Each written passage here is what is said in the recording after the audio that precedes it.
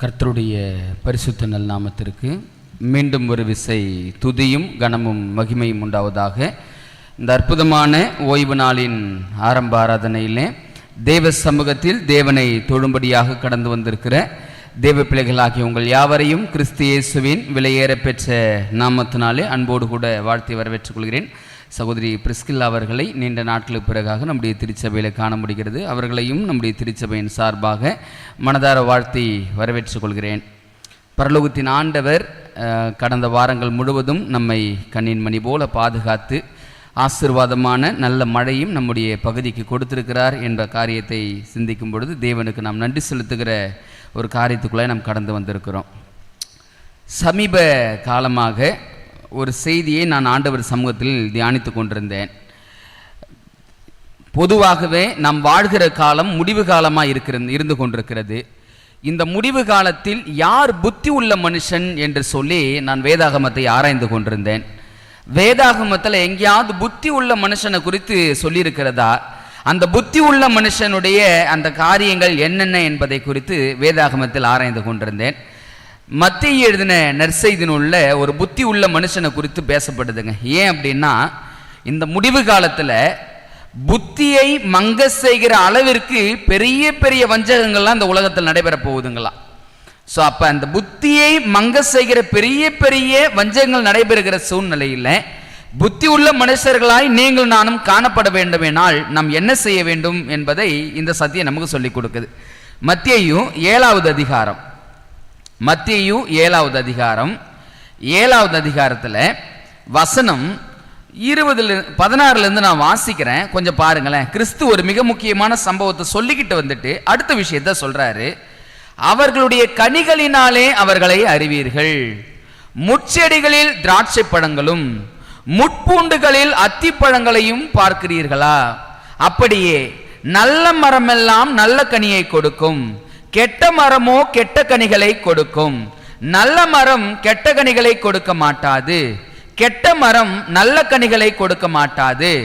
நல்ல கனி கொடாத மரம் எல்லாம் வெட்டுண்டு அக்னியிலே போடப்படும். ஆதலால் அவர்களுடைய கனிகளினாலே அவர்களை அறிவீர்கள். யாரெல்லாம் பரலோக ராஜ்யத்துக்குள்ள பிரவேசிக்க முடியும், யாரெல்லாம் இந்த பூமியோடு அவர்கள் அழிவை சந்திப்பார்கள் என்ற காரியம்தான் நல்ல கனி கெட்ட கனி, நல்ல மரம் கெட்ட மரம் என்ற விஷயத்தை கிறிஸ்து பேசிக்கிட்டே வராருங்க. இப்ப வந்த தெய்வம் அடுத்த ஒரு விஷயத்தை பேசுறாரு பாருங்க. என்னன்னு பாருங்களேன், வசனம் கீழே வாசிக்கிறேன். 21, பரலோகத்தில் இருக்கிற என் பிதாவின் சித்தப்படி செய்கிறவனே பரலோக ராஜ்யத்தில் பிரவேசிப்பனே அல்லாமல் என்னை நோக்கி கர்த்தாவே கர்த்தாவே என்று சொல்கிறவன் அதில் பிரவேசிப்பதில்லை. அந்நாளில் அநேகர் என்னை நோக்கி கர்த்தாவே கர்த்தாவே உமது நாமத்தினாலே தீர்க்க தரிசனம் உரைத்தோம் அல்லவா, உமது நாமத்தினாலே பிசாசுகளை துரத்தினோம் அல்லவா என்பார்கள். அடுத்த கீழே வாசித்து பாருங்க. உமது நாமத்தினாலே அநேக அற்புதங்களை செய்தோம் அல்லவா என்பார்கள். அப்பொழுது நான் ஒரு காலமும் உங்களை அறியவில்லை, அக்கிரம செய்கைக்காரரே என்னை விட்டு அகன்று போங்கள் என்று அவர்களுக்கு சொல்லுவேன். இப்ப இரண்டாவது விஷயத்தையும் சொல்லிட்டார். முதல் காரியம், யாரெல்லாம் பரலோக ராஜ்யத்துக்குள்ள பிரவேசிக்க முடியும் என்பதை சொல்லி கொண்டிருந்தவர், நல்ல மரம் நல்ல கனி, அந்த காரியங்களை பேசிக்கிட்டு வந்தவர் அடுத்தது சொன்னாரு, இந்த முடிவு காலத்துல அநேகர் என்னை நோக்கி கர்த்தாவே கர்த்தாவே என்று கூப்பிடுவாங்க. நான் அப்ப சொல்லுவேன், அக்கிரம செய்கைக்காரரே என்னை விட்டு அகன்று போங்கள்னு சொல்லுவேன்னு சொல்லி மீண்டும் அதே விஷயத்தான் பேசினார். இப்பதான் கிறிஸ்து ஒரு மிக முக்கியமான சத்தியத்தை சொல்லி கொடுக்க ஆரம்பிக்கிறார். பாருங்களேன், கீழே வாசிக்கிறேன். ஆகையால் நான் சொல்லிய இந்த வார்த்தைகளை கேட்டு இவைகளின்படி செய்கிறவன் எவனோ அவனை கண்மலையின் மேல், அடுத்த வார்த்தை என்னங்க, ரொம்ப கவனமா கவனிக்க வேண்டிய வார்த்தை, அவனை கண்மலையின் மேல் தன் வீட்டை கட்டின புத்தி உள்ள மனுஷனுக்கு ஒப்பிடுவேன். இங்கதான் ஆண்டவர் முதலாவது ஒரு வார்த்தையை பயன்படுத்துறாரு.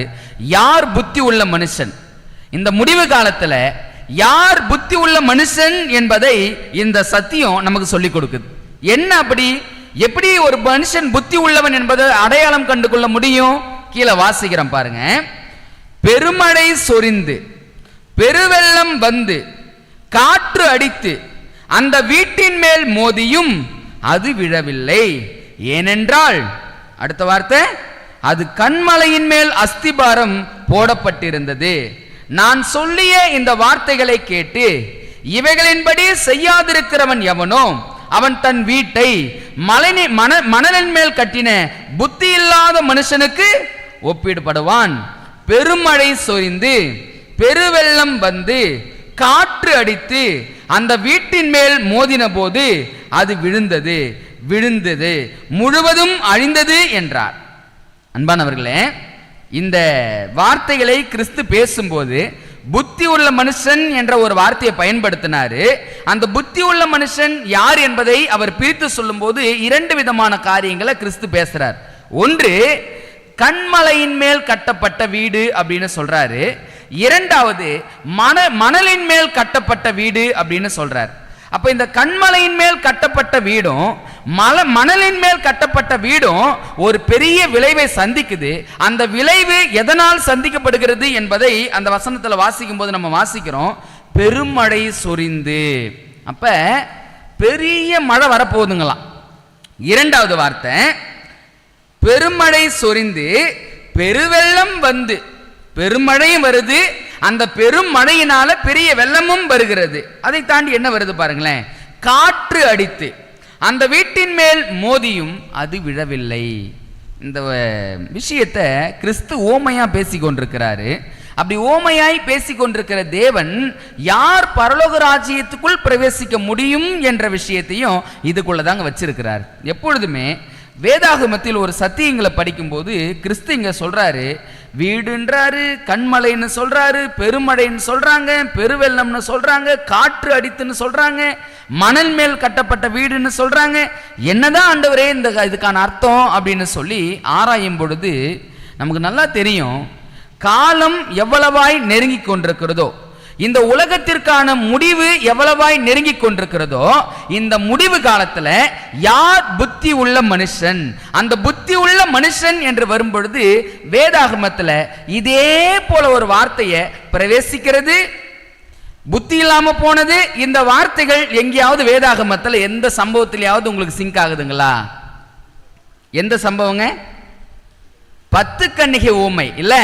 அந்த 10 கன்னிகை ஊமையை நீங்க வாசிக்கும் பொழுது பாருங்க, கிறிஸ்து இங்க என்ன சொல்லி இருக்கிறாரோ அதே காரியம் தான் அந்த 10 கன்னிகை ஊமையில் நீங்க பார்க்க முடியும். அப்ப யார் பரலோக ராஜ்யத்துக்குள்ள பிரவேசிக்க முடியும்?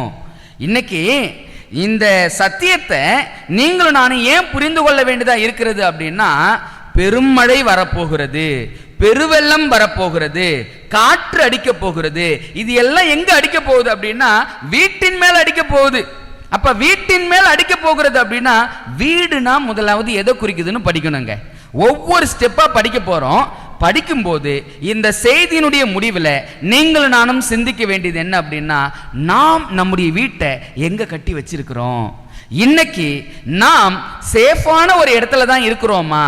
ஏன்னா முடிவு நெருங்க முடிவு காலத்தை நெருங்கி கொண்டிருக்கிற உங்களுடைய வாழ்க்கையும் என்னுடைய வாழ்க்கையும், மணவாளன் சீக்கிரம் வரப்போகிறார். அவரோடு கூட பரலோக ராஜ்யத்தில் பிரவேசிக்க வேண்டும் என்று பிரயாசப்படுகிற நீங்கள் நானும் நம்முடைய வீட்டை எங்க கட்டி வச்சிருக்கிறோம் அப்படின்ற காரியத்தை முதலாவது சிந்திக்கணும். இதுல ஒரு 6 காரியங்கள் இருக்கிறது. அந்த 6 காரியங்களையும் எப்படி படிக்க போறோம்னா வசனத்தோடு வசனம் ஒப்பிட்டு தான் படிக்க போறோம். ஏன்னா இங்க ஆண்டவர் சொன்னாரு, என்னென்னலாம் சொன்னாரு பாருங்க. அந்த கண்மலை அப்படின்ற வார்த்தையை பயன்படுத்துறாரு, மணல் அப்படின்ற வார்த்தையை பயன்படுத்துறாரு, வீடு என்ற வார்த்தையை பயன்படுத்துறாரு, பெருமழை என்ற வார்த்தையை பயன்படுத்துறாரு, பெருவெள்ளம் என்ற வார்த்தையை பயன்படுத்துறாரு, காற்று என்ற வார்த்தையை பயன்படுத்துறாரு, மணல் என்ற வார்த்தையை பயன்படுத்துறாரு. இது எல்லாம் வேதாகமத்துல எதை குறிக்கிறதா இருக்கிறது என்பதை வசனத்தை வச்சு தான் நீங்கள் நானும் படிக்க போறோம். ரொம்ப கவனத்தோடு கவனிப்போம். முதல் விஷயத்தை படிப்போம், வீடு. ஏன்னா மணல்ல கட்டப்பட்டதும் வீடு தான், அந்த கற்பாறையின் மேல் கட்டப்பட்டதும் வீடு தான். இப்போ முதலாவது வீடு என்பது யாரை குறிக்கக்கூடியதா இருக்கிறது என்பதை கொஞ்சம் வாசிப்போம். எபிரேயர் 3வது அதிகாரம், எபிரேயர் 3வது அதிகாரம் 6வது வாக்கியத்தை பாருங்களேன். எபிரேயர் 3:6, கிறிஸ்துவோ அவருடைய வீட்டிற்கு மேற்பட்டவரான குமாரனாக நம்பிக்கையினாலே உண்டாகும் தைரியத்தையும் மேன்மை பாராட்டலையும் முடிவு பரியந்தம் உறுதியாய் பற்றி கொண்டிருப்போமாகில் நாமே அவருடைய வீடாய் இருப்போம். இங்க வார்த்தையை பயன்படுத்துறாங்க, நாமே அவருடைய வீடாய் இருப்போம் அப்படின்னு சொல்றாங்களே. அப்ப வீடு என்பது யாரை குறிக்கும்? நம்ம தான் குறிக்கும் இல்லைங்களா? எப்பொழுதுமே கிறிஸ்து சொன்னதுதான். ஒரு சாட்சியே ஒரு காரியத்தை நிரூபிக்கணும் அப்படின்னா ஒன்று அல்லது இரண்டு சாட்சிகள் இருக்கணும் இல்லைங்களா? மற்றொரு வசனத்தை வாசிப்போம். வீடு என்பது எதை குறிக்கக்கூடியதா இருக்குது? 1 தீமோத்தேயு 3வது அதிகாரம் 15வது வாக்கியத்தை பாருங்களேன். 1 தீமோத்தேயு 3:15 வீடு எதை குறிக்குதுன்னு பாருங்க. தாமதிப்பேனாகில் தேவனுடைய வீட்டிலே நடக்க வேண்டிய வகையை நீ அறியும்படி இவைகளை உனக்கு எழுதுகிறேன். அந்த வீடு ஜீவனுள்ள தேவனுடைய சபையாய் சத்தியத்துக்கு தூணும் ஆதாரமுமாய் இருக்கிறது. இங்கேயும் அதே கருத்தான் பேசுறாங்க.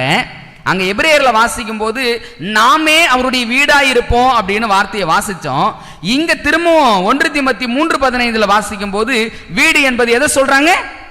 சபை. சபைனா என்னங்க? கட்டிடத்தை பத்தி பேசுறாரா ஆண்டவர்? இல்ல வேற யாராவது பத்தி பேசுறாரா? யாருங்க சபைனா?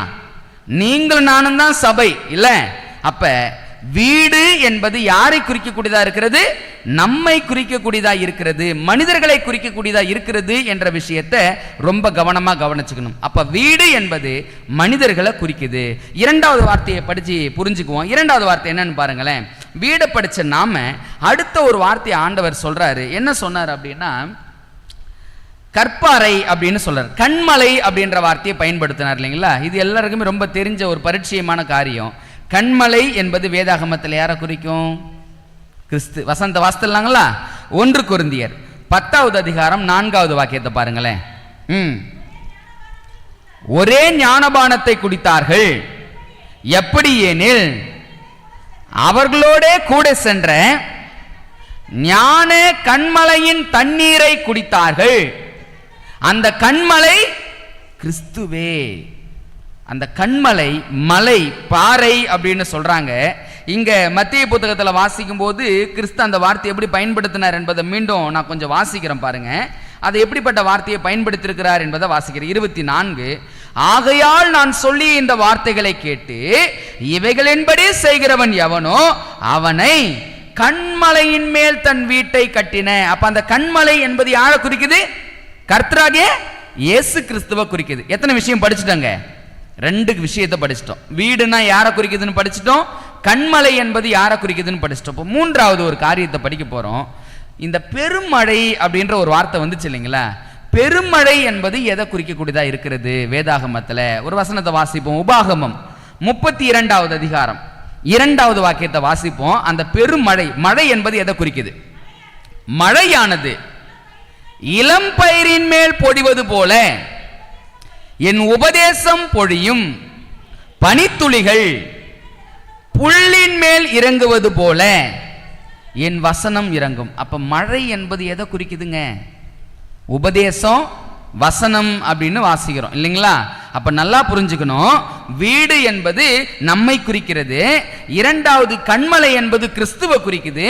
3வது இந்த பெருமழை, மழை என்பது உபதேசத்தை குறிக்கிறது என்ற விஷயத்தையும் புரிஞ்சுக்கணும். அடுத்த ஒரு விஷயத்தை படிப்போம். உபதேசத்தை, அந்த மழையை குறித்து படிச்ச நம்ம பெருவெள்ளம் வருகிறது அப்படின்னு ஆண்டவர் ஒரு வார்த்தையை பயன்படுத்தினார்ல, அந்த பெருவெள்ளம் என்பது எதை குறிக்கக்கூடியதா இருக்கிறது? தமிழ் பைபிள்ல அதற்கான மீனிங் கொஞ்சம் சுருவியா தான் இருக்குது, ஆனா இங்கிலீஷ் பைபிள்ல தெளிவா இருக்குது. சங்கீதம் 18வது சங்கீதம் 4வது வசனத்துக்கு வாங்களேன். அந்த பெருவெள்ளம் என்பது யாரை குறிக்குது அப்படின்பதை தமிழ்ல அவ்வளோ தெளிவா இல்லை, ஆனா இங்கிலீஷ்ல கரெக்டான வார்த்தையை பயன்படுத்துறாங்க. மரணக்கட்டுகள் என்னை சுற்றி கொண்டன, துர்ச்சன பிரவாகம் என்னை பயப்படுத்தினது. அந்த துர்ச்சன பிரவாகம் இருக்குது பாருங்க, அதுதான் பெருவெள்ளம் என்ற வார்த்தையை பயன்படுத்துறாங்க. அடுத்த வசனத்தை வாசிப்போம் பாருங்களேன். பாதாள கட்டுகள் என்னை சூழ்ந்து கொண்டன, மரணக்கண்ணிகள் என் மேல் விழுந்தன. அப்படியே 3வது வசனத்துக்கு வாங்க. 18:3 பாருங்க. அங்க அந்த துர்ச்சன பிரவாகம், மரணக்கட்டு, இது எல்லாம் யாரை குறிக்கிறதா இருக்குது? 3வது வசனத்துல ஒரு வார்த்தையை போடுறாங்க. துதிக்கு பாத்திரராகிய கர்த்தரை நோக்கி கூப்பிடுவேன், அதனால் என் சத்துருக்களுக்கு நீங்களாக்கி சத்துரு என்ற வார்த்தையை பயன்படுத்துறாங்கல்ல, ஆங்கிலத்தில் எப்படி வருது அப்படின்னா floods of ungodly man அப்படின்னு சொல்றாங்க. அதாவது துன்மார்கன் அப்படின்னு சொல்றாங்க. அந்த பெருவெள்ளம் என்பது எதை குறிக்குது அப்படின்னா துன்மார்க்கமான மனிதர்கள், பாவ மனிதர்கள், பாவ மனுஷன் என்ற வார்த்தைகளை கூட அதுக்கு தெளிவா பயன்படுத்தலாங்களாம். அப்ப பெருமழை என்பது உபதேசம், பெருவெள்ளம் என்பது தவறான மனிதர்கள் என்ற வார்த்தையை நம்ம புரிஞ்சுக்கணுங்க. இதை ஏன் கனெக்ட் பண்ண போறோம், ஒரு பாயிண்ட்ல கனெக்ட் பண்ணும்போது என்ன சத்தியம் நமக்கு கிடைக்குதுன்னு பாருங்களேன். அடுத்த வார்த்தை பெருமழையை படிச்சோம், பெருவெள்ளத்தை படிச்சோம். அடுத்தது கிறிஸ்து என்ன சொன்னாரு? மற்ற ஏதோ ஒன்று வீசுது அப்படின்னு சொன்னாரு. என்னங்க அது? காற்று. காற்று என்பது வேதாகமத்தில் எதை குறிக்கும்? வாசிப்போம். எபேசியர் 4வது அதிகாரம் 14வது வாக்கியம். பவுல் இந்த விஷயத்தை ரொம்ப நேர்த்தியா சொல்றார். குழந்தைகளாயிராமல் மனுஷருடைய சூதும் வஞ்சிக்கிறதுக்கு ஏதுவான தந்திரமுள்ள போதகமாகிய பலவித காற்றுகளினாலே அலைகளை போல அடிபட்டு அலைகிறவர்களாயிராமல். அப்ப இங்க நல்லா பாருங்க, பவுல் வார்த்தையை போடும்போதே போட்டாரு பலவிதமான காற்றுன்னு சொன்னாரு. எதை சொல்றாரு பலவிதமான காற்றுன்னு? அந்த வார்த்தையை கவனமா கவனிக்கணும்.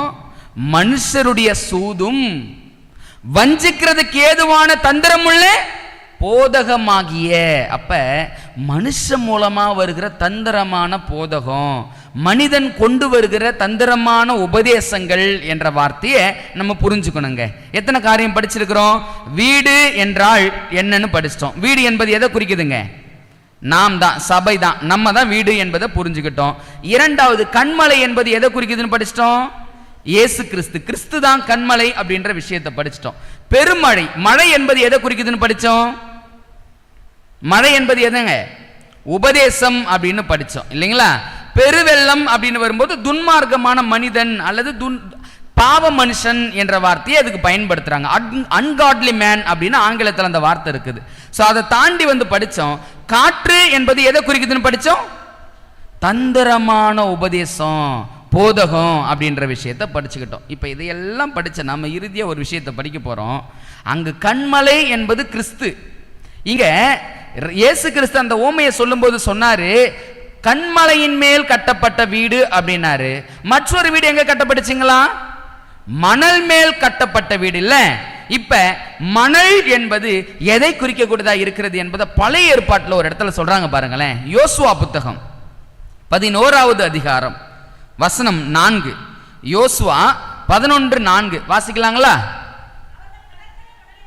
அவர்கள் கடற்கரை மணலை போல் ஏராளமான திரண்ட ஜனமாகிய தங்களுடைய எல்லா சேனைகளோடும் மகா ஏராளமான குதிரைகளோடும் ரதங்களோடும் கூட புறப்பட்டார்கள். இங்க ஒரு வார்த்தையை பயன்படுத்துறாங்க, கடற்கரை மணலை போல் அப்படின்னு சொன்னாங்களே. கடற்கரை மணலை போல் அப்படின்னு சொல்லி யாரை பயன்படுத்துறாங்க? ஜனங்கள் அப்படின்ற விஷயத்தை புரிஞ்சுக்கிறோம். இப்ப நல்லா பாருங்க, கிறிஸ்து சொன்ன ஓமை எப்படி நமக்கு விளங்க போகுது அப்படின்னு பாருங்க. 2 வீடு இந்த உலகத்துல கட்டப்படுதுங்களாம். ஒன்று கற்பாறையின் மேல் கட்டப்பட்ட வீடு அல்லது கண்மலையின் மேல் கட்டப்பட்ட வீடு. இரண்டாவது மணல் மேல் கட்டப்பட்ட வீடு. இப்ப 2 வீடுகள் கட்டப்பட்டிருக்கிறது. இந்த 2 வீடுகளும் கட்டப்பட்டு நிறைவடைந்த சூழ்நிலையில இப்ப எது வருது அப்படின்னா பெருமழை வருகிறது. பெருமழைனா என்ன படிச்சோம்? உபதேசம்னு படிச்சோம் இல்ல. அங்க பெரும் காற்றும் என்பதும் உபதேசம் தான். அப்ப கிறிஸ்து என்ன சொல்றாரு அப்படின்னா உலகத்தின் முடிவு காலத்துல வாழ்ந்து கொண்டிருக்கிற நீங்க ஒரு விஷயத்தை யோசிச்சு பாருங்க. யார் பரலோக ராஜ்யத்துக்குள்ள பிரவேசிக்க முடியும் என்பதை கொஞ்சம் சிந்திச்சு பாருங்க. யாரெல்லாம் பரலோக ராஜ்யத்துக்குள்ள வர முடியும் என்பதை நீங்க சிந்திக்கணும் அப்படின்னு சொல்லிதான் இந்த விஷயத்தை கிறிஸ்து சொல்லி கொடுக்கிறார். இப்ப பாருங்களேன், இந்த சத்தியத்தை தியானிக்கிற நீங்களும் நானும் ஒரு காரியத்தை யோசித்து பார்க்க வேண்டியதா இருக்கிறது. இந்த முடிவு காலத்துல காற்று, அந்த காற்று என்றாலும் பெருமழை என்றாலும் பெருவெள்ளம் என்றாலும் எல்லாம் ஒரே மீனிங்கை தான் குறிக்குது. அந்த ஒரு மீனிங் என்ன தெரியுங்களா? தந்திரமான உபதேசம், தவறான உபதேசம். இன்னும் ஒரு வார்த்தையை பயன்படுத்தணும் அப்படின்னா மனுஷருடைய உபதேசம். கிறிஸ்து எங்கேயாவது மத்தேயு புத்தகத்துல எனக்கு வீணாய் நீங்கள் ஆராதனை செய்கிறீர்கள் என்று சொல்லி எங்கேயாவது சொன்ன மாதிரி படிச்சிருக்கிறோமா? என்னங்க வார்த்தை வரும் அதுல? யாருக்காவது ஞாபகம் இருக்குதா வசனம்? மனுஷனுடைய கற்பனைகளை உபதேசங்களாக போதித்து வீணாய் எனக்கு ஆராதனை செய்கிறீர்கள். அப்ப இந்த முடிவு காலத்துல என்ன நடக்க போகுது அப்படின்னா, ஆண்டவர் சொல்றாரு, கண்மலையில் கட்டப்பட்ட ஒரு வீடு இருக்கும். அந்த கண்மலையின் மேல் கட்டப்பட்ட வீடு என்பது கிறிஸ்துவின் மேல் கட்டப்பட்ட வீடு. எபேசியர் புத்தகத்துல வாசிக்கிறோம், அந்த மாளிகைக்கு தலைக்கு மூளைக்கல்லே யார் தானா? கிறிஸ்து தான். அப்ப என்ன சொல்றாரு அப்படின்னா, கிறிஸ்து தான் அந்த கல் அப்படின்னா அந்த கல்லின் மேல் ஒரு வீடு கட்டப்பட்டிருக்குதுங்களாம். அந்த கிறிஸ்து கல் அப்படின்ற வார்த்தைக்கு இன்னொரு வார்த்தையை பயன்படுத்தணும் அப்படின்னா, கிறிஸ்து சொன்னாரு யோவான் 5:39, எல்லாருக்கும் தெரியும் இல்லைங்களா? வேத வாக்கியங்களை ஆராய்ந்து பாருங்கள். இதே விஷயத்தை லூக்கா 24வது அதிகாரத்துல அங்கு இருந்த சீஷர்கள் புரிதல் இல்லாமல் இருந்தபோது மோசே முதல சகல தீர்க்கதரிசிகளும் சொல்லின வார்த்தைகளை அப்படின்னு சொல்லி அவர் எதை பயன்படுத்துறார்னா வேதாகமத்தை பயன்படுத்துறார். அப்ப என்ன கேள்வி அப்படின்னா, இந்த உலகத்தின் முடிவுல 2 விதமான கூட்டம் இந்த உலகத்துல வாழ்ந்து கொண்டிருக்குமா? அந்த 2 விதமான கூட்டம் எப்படி இருக்கும் அப்படின்னா, ஒரு கூட்டம் கண்மலையாகிய கிறிஸ்துவின் மேல் கட்டப்பட்ட ஒரு கூட்டம். இரண்டாவது மணல் அப்படின்னு பார்த்தோம். மணல் என்பது மனுஷங்க, மனிதனுடைய உபதேசத்தினால் வருகிற ஒரு கூட்டம் இருக்க போகுது. இந்த 2 கூட்டமும் 2 விதமான காரியங்களை செய்ய போகிறது என்பதை கிறிஸ்து நமக்கு சொல்லிக் கொடுக்கிறார். என்ன அர்த்தம் அப்படின்னா, இந்த முடிவு காலத்துல பெருவெள்ளம், பெருமழை, காற்று, இது எல்லாவற்றுக்கும் ஒரே ஒரு அர்த்தம், தவறான உபதேசங்கள் இந்த உலகத்துல இந்த முடிவு காலத்துல தான் அதிகமாய் வரப்போகிறது.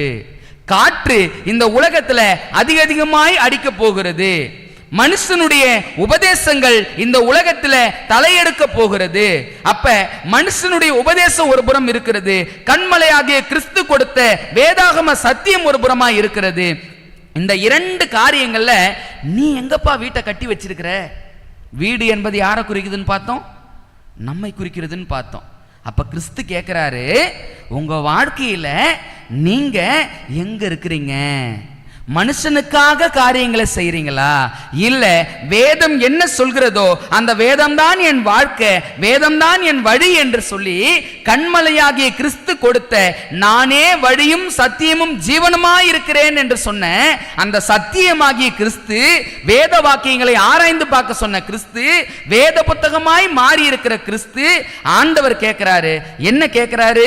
யோவான் புத்தகத்துல வாசிக்கிறோம், அந்த வார்த்தை மாம்சமாகி அப்படின்னு வார்த்தையை பயன்படுத்துறோம். அப்ப அந்த வார்த்தை என்பது யாருங்க?